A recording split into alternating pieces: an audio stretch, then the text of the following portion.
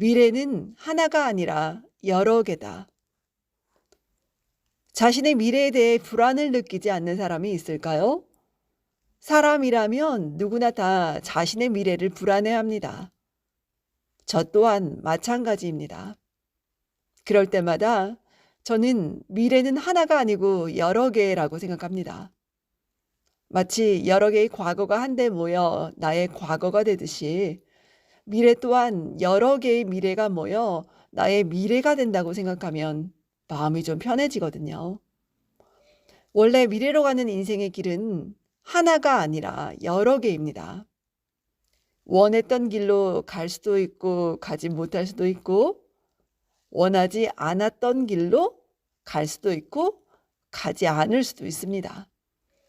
그런데 대부분의 사람들이 미래의 길을 하나라고 생각하는 데 문제가 있죠.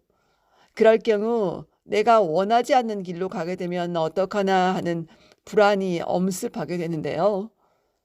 저는 그런 불안이 찾아올 때마다 현재의 삶에 보다 더 충실하려고 노력합니다.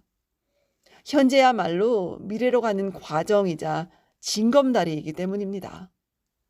저의 현재의 모습에 따라 저의 미래의 모습이 달라지기도 합니다.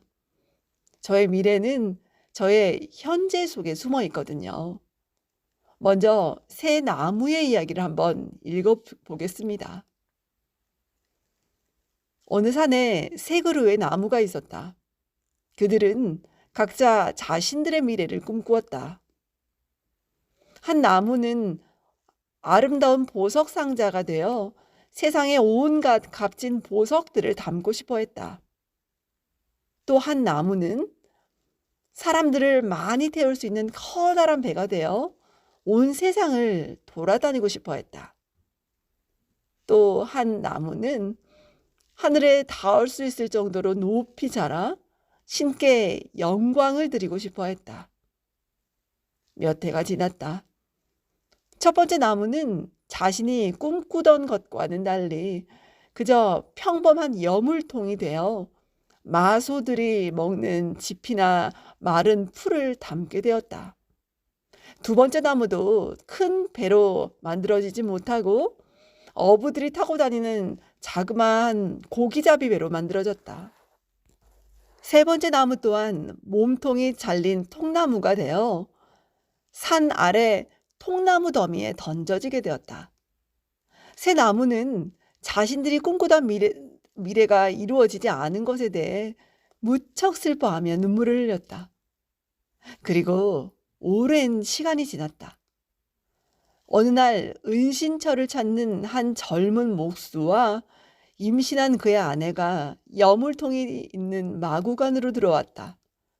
그들은 여물통을 정성껏 잘 닦아 새로 태어난 아기의 요람으로 사용했다. 첫 번째 나무는 세상에서 가장 위대한 보물, 바로 메시아라는 보물을 담은 상자가 되었다. 30년이 지난 어느 날이었다.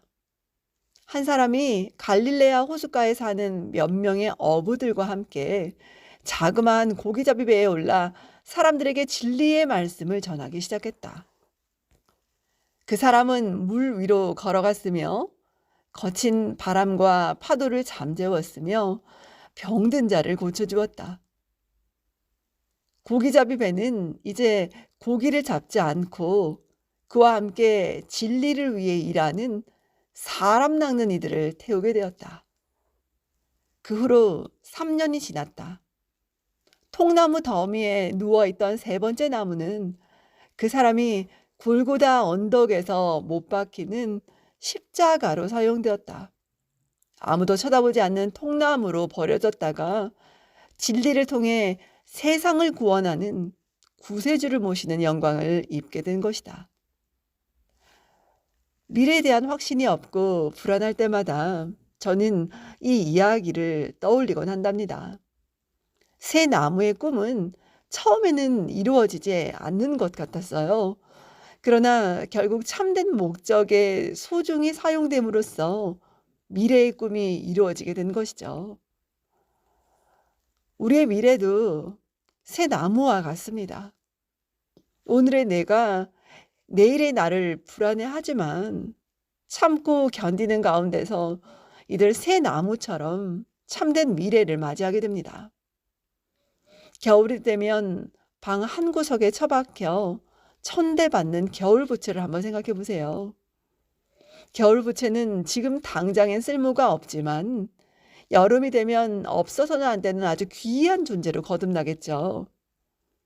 우리의 미래는 이런 겨울부채나 선풍기의 미래와 같아요. 따라서 미래를 불안하게 생각하기보다 지금 현재를 열심히 사는 일이 더 중요합니다. 현재를 열심히 살지 않으면 미래를 열심히 살 수 없습니다. 현재를 준비하는 것이 그 미래를 준비하는 일이죠. 돈키호테를 쓴 스페인 소설가 세르반테스가 태양이 있을 때 건초를 만들어라 라고 한 것도 지금 현재의 중요성을 강조하기 위해서입니다. 지금의 나를 사랑하지 않으면 미래의 나도 사랑할 수 없어요. 지금 현재에 충실함으로써 내가 나의 미래를 만드는 것입니다. 부모도 친구도 아내도 남편도 그리고 자식도 나의 미래를 만들어주진 않아요. 나 자신이 않으면 만들 수 없는 게 바로 나의 미래입니다. 스스로 만드는 미래만이 나의 것이 되거든요. 한국 독자들에게도 널리 사랑받는 일본의 세계적인 작가 무라카미 하루키는 20대 중반에 재즈 카페 피터캣의 주인이 되었습니다. 카페의 한 주인에 불과했던 그는 1978년 4월 1일 오후 1시 반경 야구장에서 혼자 경기를 구경하고 있다가 갑자기 나도 소설을 써야지 하고 결심하고 소설가가 되었다고 합니다. 물론 어느 한순간 갑자기 소설가가 되겠다고 결심한다고 해서 소설가가 되는 것은 아니겠죠. 하루키는 그때까지 글이라고는 세금 신고 서류와 간단한 편지 정도를 쓴 게 전부였다고 해요. 그렇지만 마음속에 이미 소설에 대한 오랜 준비 과정이 숙성돼 있었을 것입니다. 그의 아버지는 국어 교사이자 다독가였어요. 그는 아버지의 영향을 받아 세계의 유수한 문학 작품을 많이 읽었을 것입니다. 비록 소설가를 꿈꾸면서 읽은 게 아니더라도 그러한 독서 체험이 바탕이 되어 어느 한순간 소설을 쓰고 싶다는 불꽃으로 타올랐을 것입니다. 그런데 중요한 것은 그런 결심을 했다 하더라도 그냥 지나칠 수 있는데 하루키는 그러지 않았다는 것입니다. 그는 결심하자마자 원고지 한 뭉치와 만년필을 사서 중년 소설 바람의 노래를 들어라를 썼습니다. 만일 그가 그런 생각만 하고 소설을 쓰지 않았다면 작가로서의 첫발을 내디디기 어려웠을 것인데요.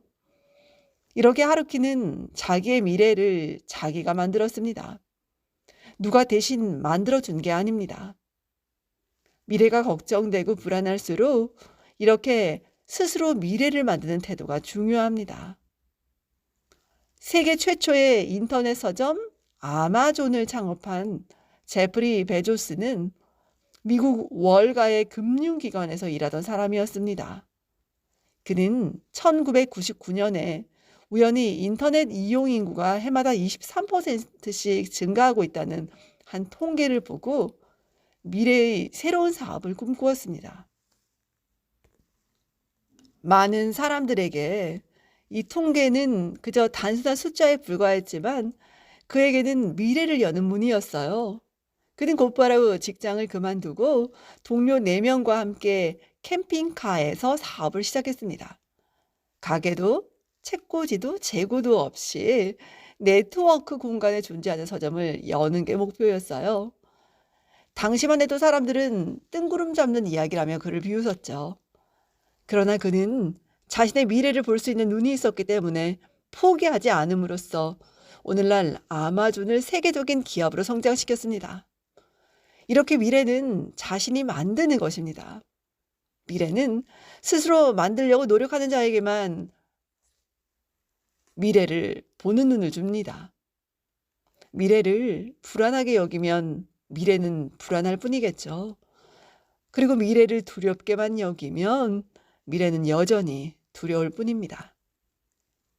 흰 구름이 비가 되기 위해서는 어떻게 해야 할까요? 자신의 몸을 먹구름으로 바꾸어야 합니다. 흰 구름이 비가 되고 싶다고 생각하면서도 흰 구름 그대로 있다면 비가 될 수 없겠죠. 야구 선수가 변호사가 될 수 있고 변호사가 대통령이 될 수 있고 시인이 국회의원이 될 수도 있습니다. 고갱처럼 바다를 동경하여 선원이 되었다가도 화가가 될 수 있고 만기 출소한 수영자가 신학대학에 진학해 목사가 될 수 있어요.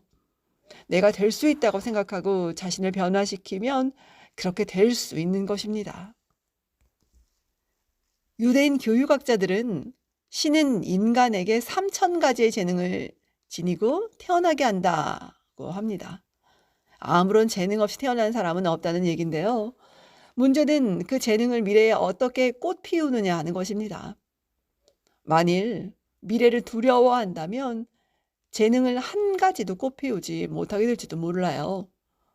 누가 미래를 두려워하면서 잠 못 이룬다면 그는 아직 오지도 않은 시간을 가불해서 쓰고 있는 것이라고 생각합니다. 예전엔 직장인들에게 월급을 가불해주는 제도가 있었어요.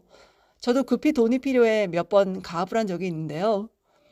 그러면 그 다음 달 월급이 가불한 만큼 줄어듭니다. 그리고 한번 가불하면 또 자꾸 가불하게 되죠. 그러면 그럴수록 월급 봉투에 든 월급액이 줄어들고요. 불안이라는 이름으로 우리가 미래를 가불해서 쓰면 미래 또한 그만큼 줄어듭니다. 미래는 하나가 아니라 여러 개입니다. 미래를 불안하게 생각하면 미래는 하나밖에 존재하지 않죠. 그러면 미래가 더 불안하게 됩니다. 내 노력과 준비에 따라 미래는 얼마든지 여러 개 만들 수 있어요.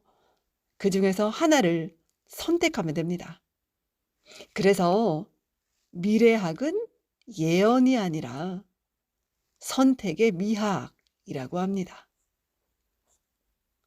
이상 내 인생의 용기가 되어준 한마디 책을 낭독해 보았는데요. 내가 될 수 있다고 생각하고 자신을 변화시키면 그렇게 될 수 있다라는 말이 너무나 기억에 남고요. 제가 목표를 향해 나아가는데 꼭 마음에 품고 그렇게 생활을 하고 싶습니다. 미래가 걱정되고 불안할수록 이렇게 스스로 미래를 만드는 태도가 중요하다 하는 이 말도 정말 와닿는데요.